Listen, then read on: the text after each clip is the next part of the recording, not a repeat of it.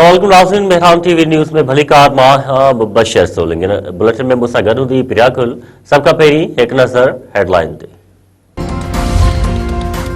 सिंध में शदीद कोहीड़ो, कराची में फ्लाइट ऑपरेशन 4 कलाकनि खां मुअत्तल रहण बैदि बहाल।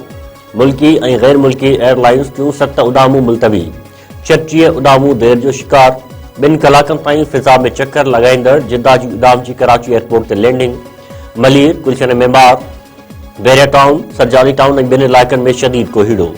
हैदराबाद, मीरपुर ख़ास, बचियारी, नवाबशाह, सिजावल, ठट्टो ऐं खैरपुर में कोहीड़े सबबि आम ज़िंदगी मफलूज। तलाब, चंबर, मीरपुर साकरो, उस्मान शाहूड़ी, संजर चांग ऐं 2 इलाइक़नि में कोहीड़े ऐं थधि में इज़ाफ़ो।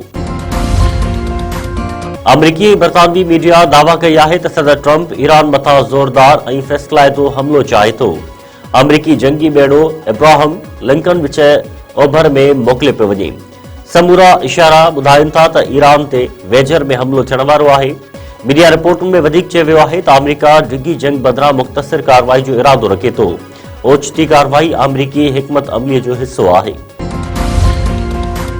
ईरान में बरतानवी सफ़ारतखानो बंदि, सफ़ीर अमले समेत रवानो। भारत, स्पेन, इटली ऐं पोलैंड पारां पंहिंजे शहरनि खे ईरान मां निकिरण जी हिदायत। बरतानिया पारां कतर जे अमरीकी फ़ौजी अॾे मां बि पंहिंजो अमलो कढण जो फ़ैसिलो। अमरीकी सदर डोनाल्ड ट्रंप चयो आहे त ईरान में वॾे पैमाने ते फाहियूं ॾियण जो को बि मंसूबो न आहे। ईरान में माण्हू मारजण जो सिलसिलो बंदि थी वियो आहे। अॼु केतिरनि ई फाहियुनि जो प्रोग्राम हो, पर हाणे उहो न थींदो। अमरीकी सदर वधीक चयो आहे त ईरान जो अमल ॾिसंदासीं ऐं जाइज़ो वठंदासीं। असांखे मोतबर ज़रियनि खां सुठो बयान मिलियो आहे।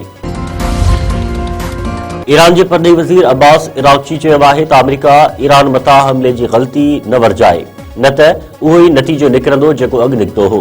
अज़म खे बमबारी सां तोड़े नथो सघिजे। अमरीकी टीवी खे इंटरव्यू में ईरानी परॾेही वज़ीर वधीक चयो आहे त ईरान में माण्हुनि खे फाहियूं ॾियण जो को बि मंसूबो हो रहिजी न आहे। मुज़ाहिरनि में मौजूदु अंसरनि खे ॿाहिरनि मुल्कनि मां कंट्रोल कयो पियो वञे। पुलिस एहलकारनि खे ज़िंदा साड़ियो वियो। पाकिस्तान समेत 75 मुल्कनि लाइ अमरीकी इमिग्रेशन वीज़ा मुअत्तल करण जो ऐलान। लिस्ट में रूस, Iran, Afghanistan, Somalia, Brazil, Iraq, उर्दन, नाइजीरिया ऐं ॿिया मुल्क शामिल। अमरीकी मीडिया जो चवणु आहे त वीज़ा प्रोसेसिंग रोकण जो अमल 21 जनवरी खां शुरू थींदो। विज़िट वीज़ा जी दरख़्वास्त ॾींदड़ माण्हू मुतासिर न थींदा।